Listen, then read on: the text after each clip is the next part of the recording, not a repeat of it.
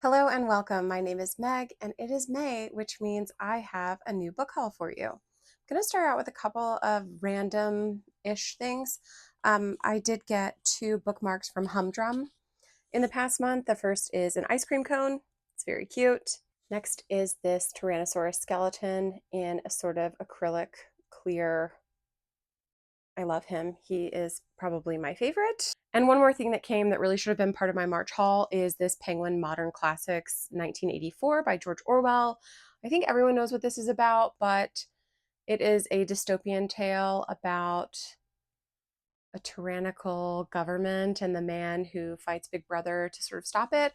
Yeah, so just super happy to have this cover. I really like the detail. It's kind of like this weird Picasso-esque almost face, and I really quite like that. All right, I'm going to jump into my pre-orders for the month of April, and the first up is Say You'll Remember Me by Abby Jimenez. This is book one in what's supposed to be a new series, I believe, and we have main characters Samantha and Xavier, who have a sort of never-ending whole day into night-long date. But unfortunately, they're separated by distance. Both of them feel that something's there, but the distance creates a challenge. I think there's also maybe some family strife, at least on Samantha's side. I'm excited to have this. However, I've heard very mixed reviews of it, and that scares me a little bit. Nevertheless, I mean, it's beautiful, and hopefully I'll love it.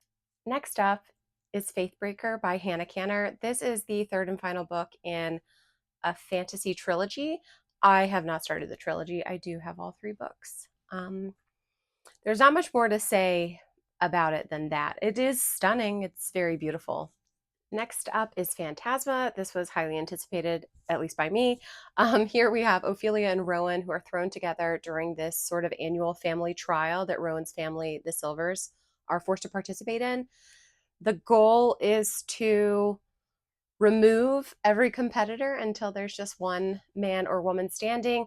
To compete together, they have to get fake married, which is one of my favorite tropes ever. I really enjoyed this. I liked it more than Phantasma, honestly. I thought it was really great. I liked the characters, and I would be so into just an entire series about the siblings. Next, I have Murder by Cheesecake by Rachel Courage. This was one of my most anticipated books of 2025 also. Not just Phantasma, but this as well. And this is obviously not canonical, but Rose is putting on a wedding for one of her St. Olafian relatives, a traditional St. Olaf style wedding. And Dorothy's kind of jerk date ends up dead in a freezer at the hotel. I don't know. The girls have to figure it out because Dorothy is, of course, the main suspect. It sounds good. I hope it's going to be good. I have not gotten to it yet. I did think I was going to jump right into it, but time has not permitted. So hopefully soon. I also pre-ordered Wild and Wrangled in April, but as you can see, I do not have a copy here. I'll put a picture of the cover. I did a pre-order with the ripped bodice. They offered a personalized signing from Lila Sage, and it's been about a month. It hasn't shipped yet, but I am hoping that it gets here soon. Wild and Wrangled is a second chance romance featuring Cam and Dusty. Cam is mom to Riley, who is also Gus's daughter. So that's her connection there. And I feel this is probably my least favorite book of the series, to be quite honest. I don't feel like the Cam that we get in this book is representative of the Cam that we had seen throughout the other three books. And I think, honestly, I feel like Dusty could have done better. I don't know if that's controversial or not, but that's how I feel. I think my favorite is just going to be Gus forever, Getty forever. I did really appreciate the ending, going kind of back to Emmy and her wrapping up the series. I thought that was great. And yeah, I loved that part of it. But the book fell flat for me. And I'm just going to leave it there. My final pre-order of the month, I am frightened. Um, I, I, I don't know really what to say about this. This is a dark romance, I believe. Yeah, this would be classified as a dark romance. It is about consenting adults that are living out their fantasies in a consenting way. I'm not a dark romance girl. I don't know why. I don't know why I ordered this, except that, you know, it's like a special edition with the little, I don't know if it will focus. It has sprayed edges. It has an interesting cover. I don't know. I really maybe blacked out when I ordered this. Also, I cannot explain to you how hefty this is. This is the chunkiest book of this size that I think I've ever felt. It's which also adds to the terrifying nature of it all. So, yeah, I have it. Will I read it? I don't know. Maybe I'll make a video about books I'm terrified to read, but that I, for some unknown reason, have purchased. All right, I did go back to the bookstore Sincerely Yours this month for their book club. They have an in-store book club. It was the first one. I somehow slipped in kind of at the last minute and was able to snag a spot.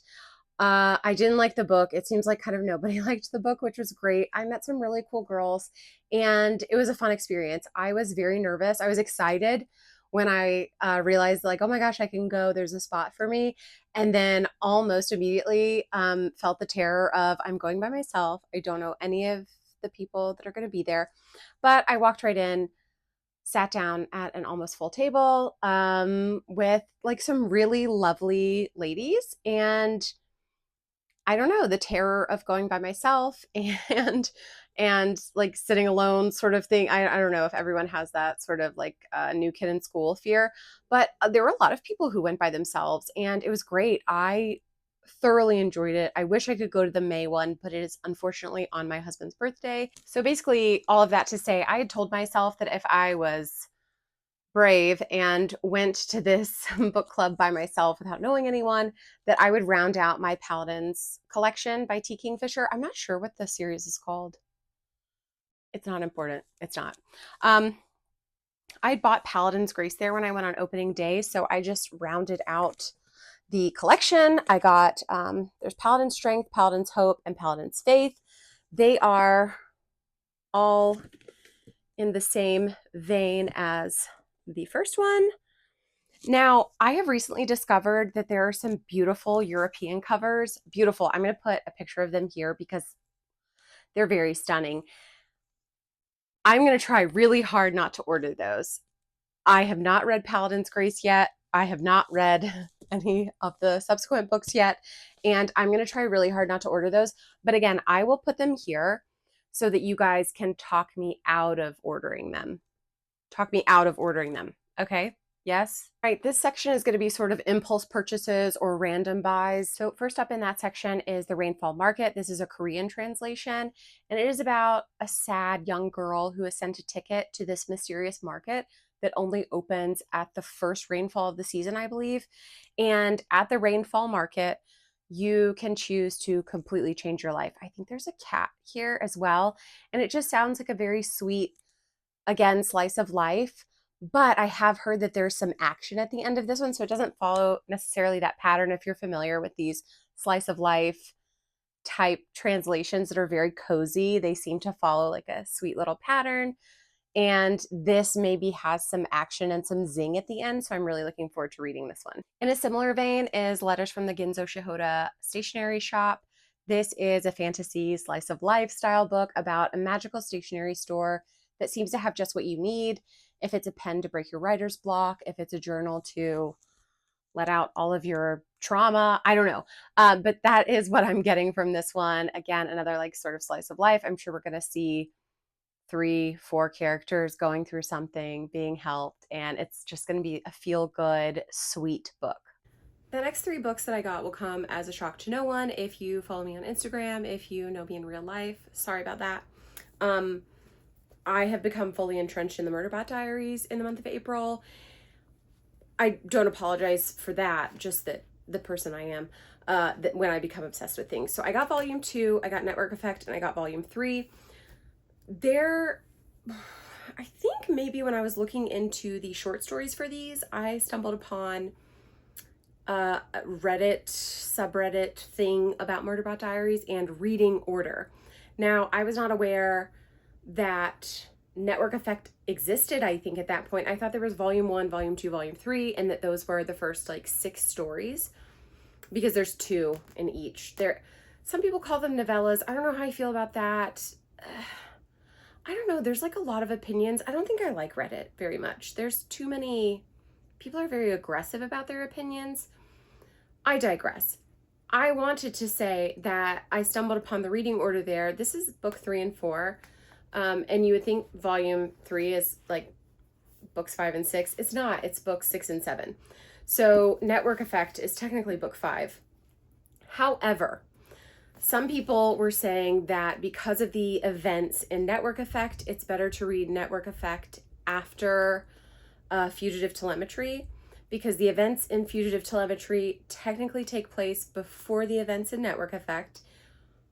But also there are some things that happen in Network Effect that assume you know what happened in Fugitive Telemetry. That's very confusing, isn't it? I don't like that too much.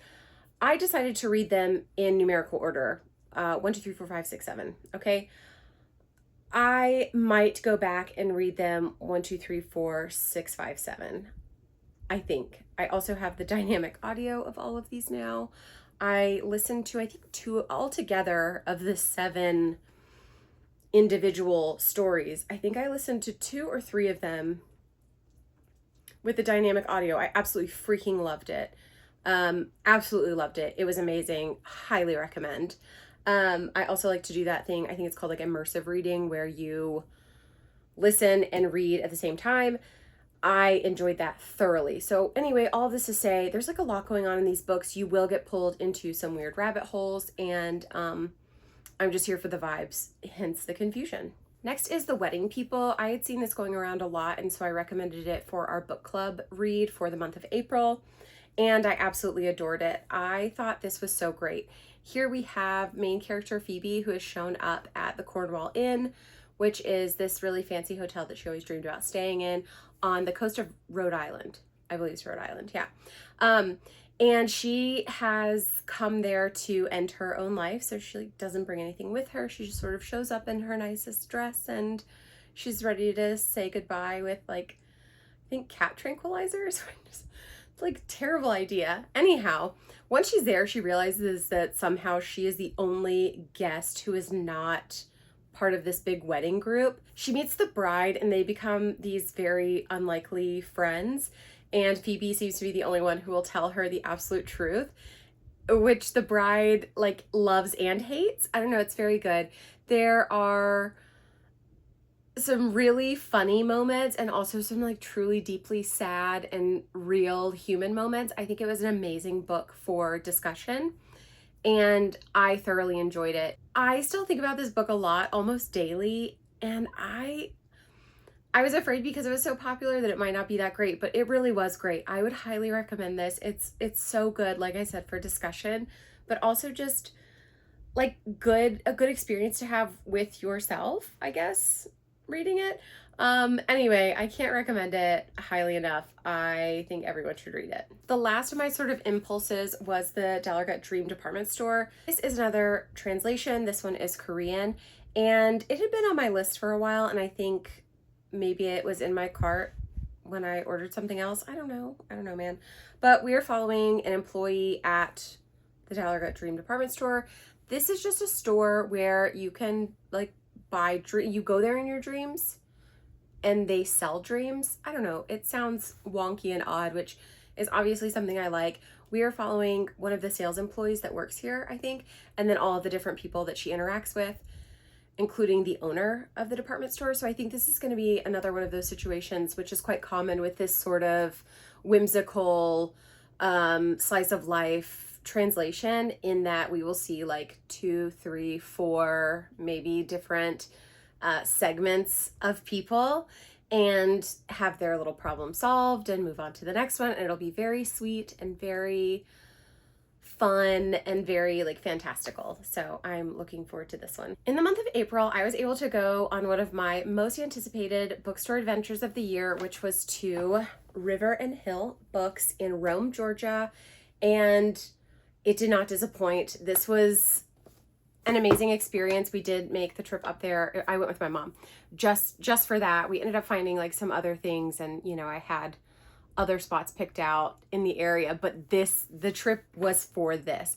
So I'm going to take everything out of the bag really quick and because it does like make a lot of, it makes a lot of noise. So I'm going to take everything out and then I will show you what I got there. Before we went to River and Hill, I did have an idea of a few things that I wanted. I made a little list of, there was a book I for sure wanted, a puzzle I for sure wanted, and I wanted to get one of their t-shirts. But before those, I want to show you, they gave me their bookmarks.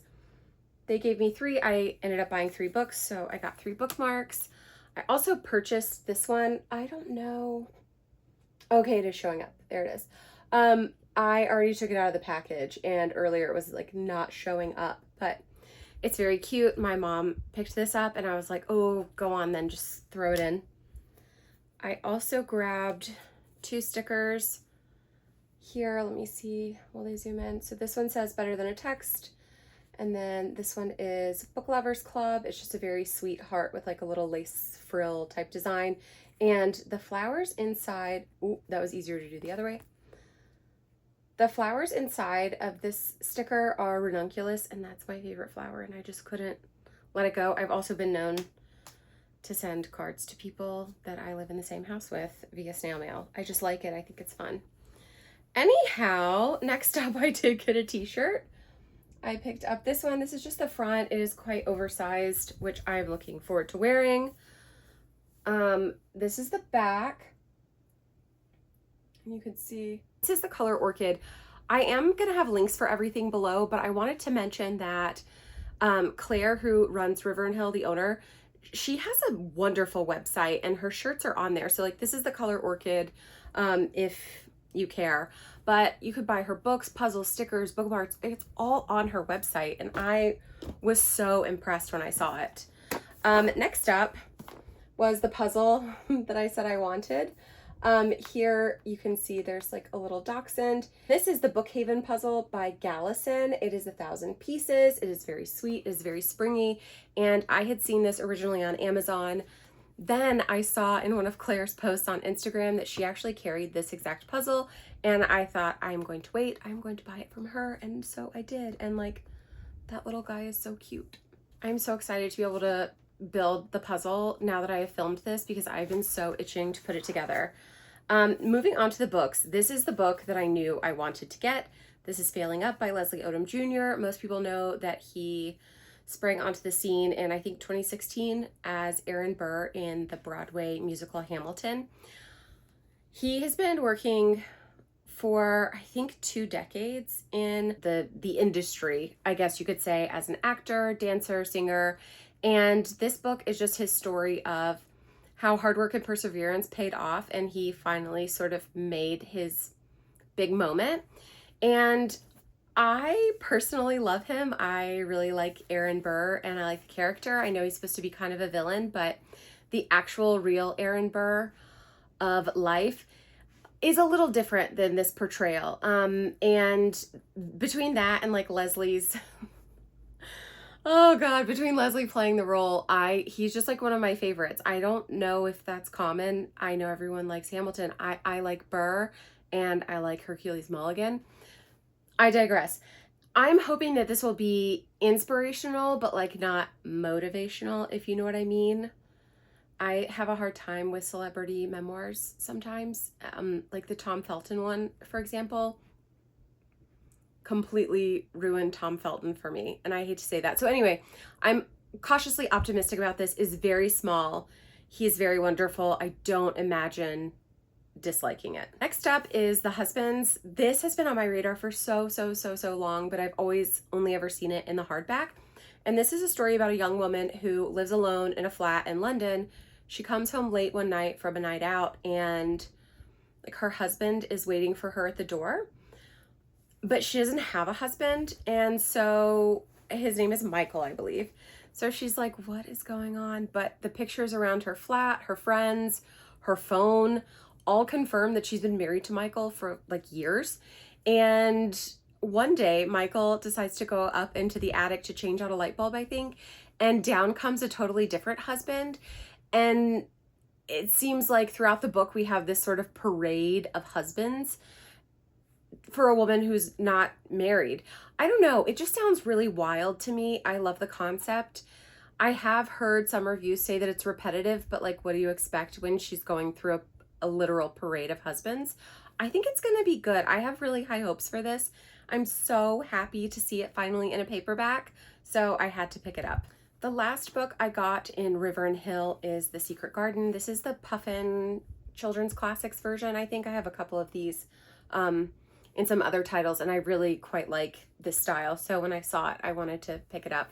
This is a story of young Mary who is orphaned while living in India with her parents. She is shipped back to like gloomy England to live with her ailing uncle. Her uncle seems to be like going through it. And she's quite lonely, but one day in her walkabouts, she stumbles upon this walled garden that's clearly been neglected, it's overgrown, it has been forgotten.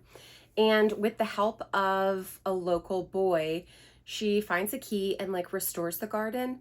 I don't recall if I read this as a child. I know I haven't read it as an adult, but I can't, it's so familiar, but I don't know if that's from the movies or, you know, TV adaptations or whatever that I've seen over the years, or if I really have read it.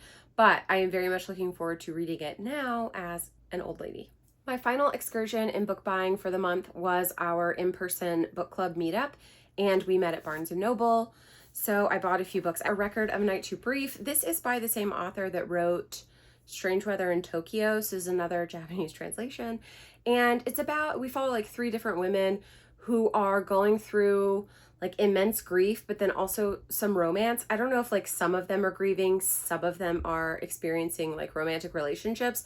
I don't know, but it sounds weird. I like a translation. I like weird stuff. I liked the cover.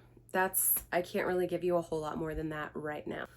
Bunny was recommended to me by one of my book club friends, and I cannot escape this anyway, so I just finally decided to go ahead and pick it up. It also, I mean, there's kind of like a vibe here, right? With the colors, the pink, black, and sort of highlighter yellow. Anyway, ADHD.